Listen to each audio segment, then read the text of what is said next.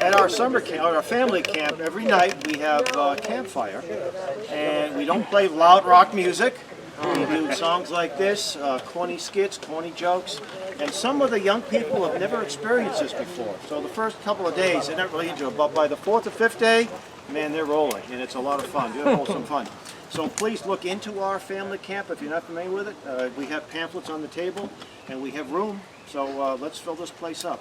I'm going to bring my good friend John Hugo up, and he's going to talk a little bit about what his group is doing, and then he's going to invite some of the folks who's running for office here.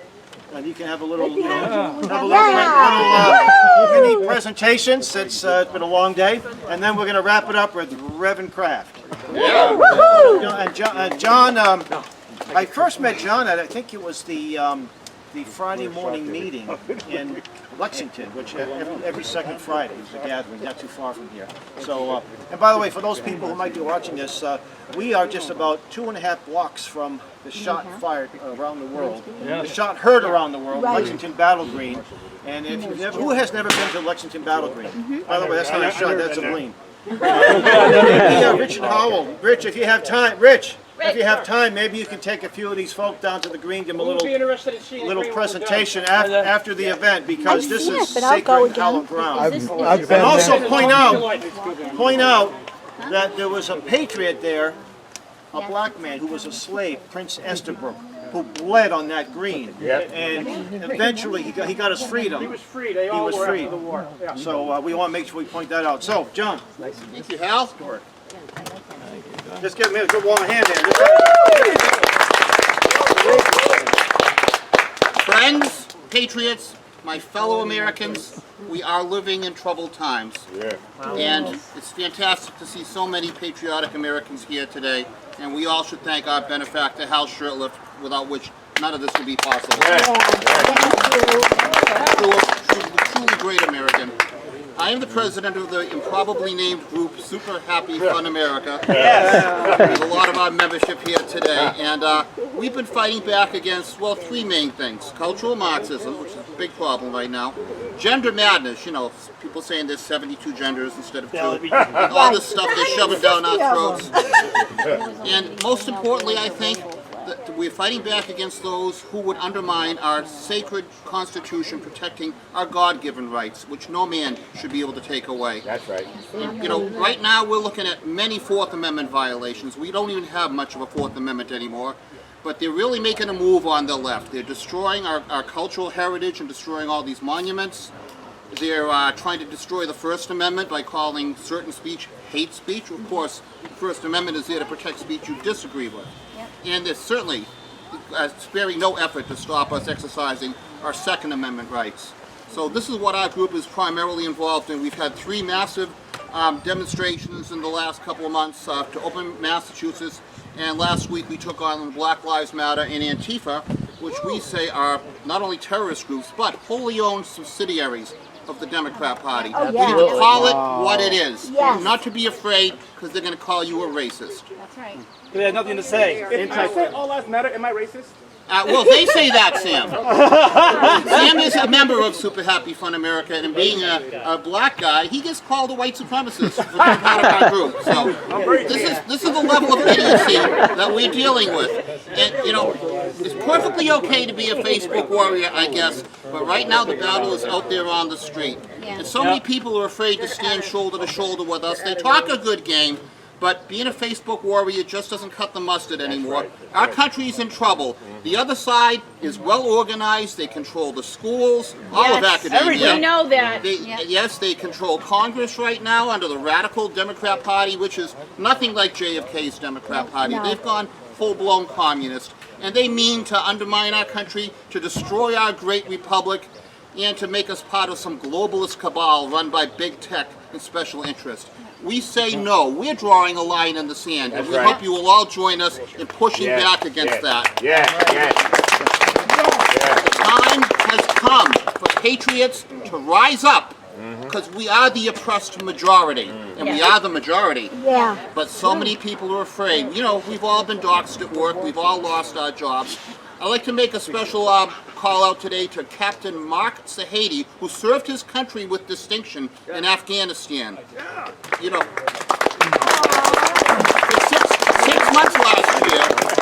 while we were doing the straight pride parade, the papers called Mark a white supremacist. Mark, by the way, is our Arabic man. He's not white, but you know, let's not let facts get in the way. But this is what we're dealing with, and you know, the press is always happy to go along for the ride. When Joe Biden makes this milquetoast speech, they get up there talking about how electrifying it is. Yeah, I know. And we all know that's a bunch of crap. Without the roaches rubbing up against I think they got to electrify him so he can stand up. So I honestly feel this is the most important election since the Civil War. Yes. I really do. It is. And we have to give President Trump 4 more years Thank because you. the other we will have a side is civil winning. war. Yeah. They are winning and we can't let them win. Yeah. And the stakes are far too high. They want to open up the borders, give 20 million people who are illegal aliens citizenship and have a permanent majority. They came within 3 points of flipping Texas in the Beto O'Rourke election against Ted Cruz. 3%. That guy's a nut. And it came that close in such a conservative state. So we're in big trouble, folks, and we need to acknowledge that. And we need everybody to do their part.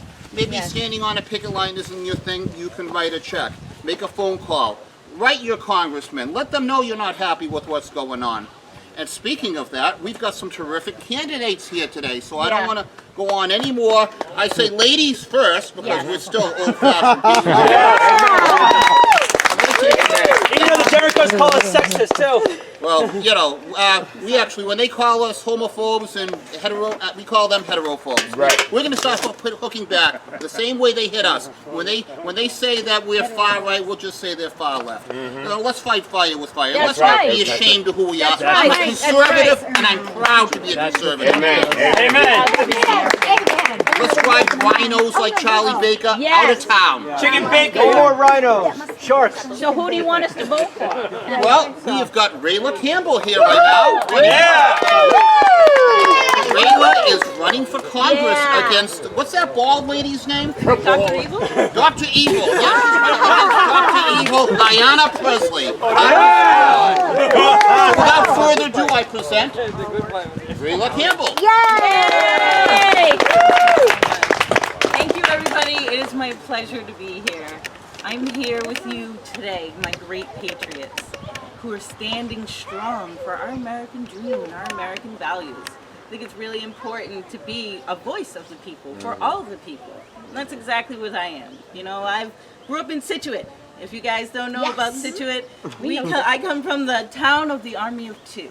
Yes. You know, that's Bait right. sisters. Yes, the Bait Sisters, correct. The lighthouse. The And they lighthouse. stopped the British fleet from burning Scituate. We Those two scared girls. them away with two sisters out of a family of 9. Yes, and the Scituate Lighthouse is amazing. If you guys ever get an opportunity to go down Scituate, we have so much history that is there that everybody should learn about. And that's exactly what has made me the person that I am today. The person that I can stand up here and fight for all of your voices. For the voices of the forgotten, for the voices that aren't heard. You know, a lot of us are afraid to stand up and speak because of the backlash we get with our jobs, our family. You know, we got to kind of put that away and say, we have been able to agree to disagree in the past. Why can't we do that now? We can work together for a better future, for a better country, to heal the country instead of dividing it. My opponent is a divider. She wants to come in and pit race against each other. You know, these brown voices, these black voices, you know, the illegal immigrant voices. But apparently, my brown voice isn't the right voice. So, you know, I have always been a Republican. I have always been a conservative. I'm a Catholic. You know, thank you so much. I go to church. You know, I raise my kids in the church, and I believe that having God in your life is so important. If it wasn't for God and Lord Jesus, I would not be standing here in front of you today.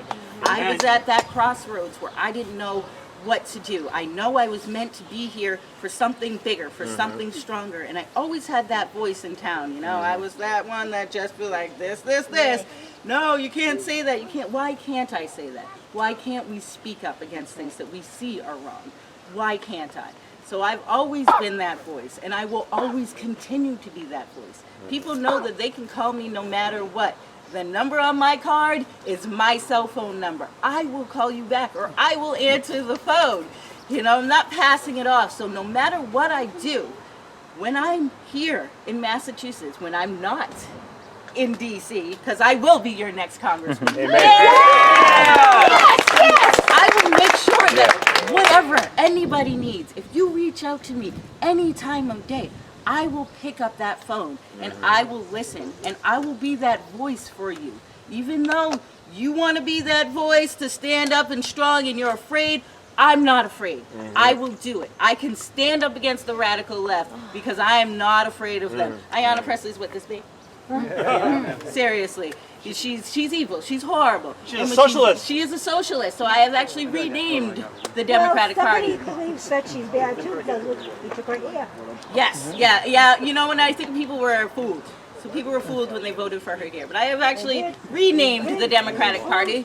It is the Democrat National Communist Party. Otherwise known as the DNC. You know, they've lost it, they've gone way far left, and they're trying to destroy our history. Yeah. And a great nation. And if we know better, we're going to fight up against them. Because here is where it started.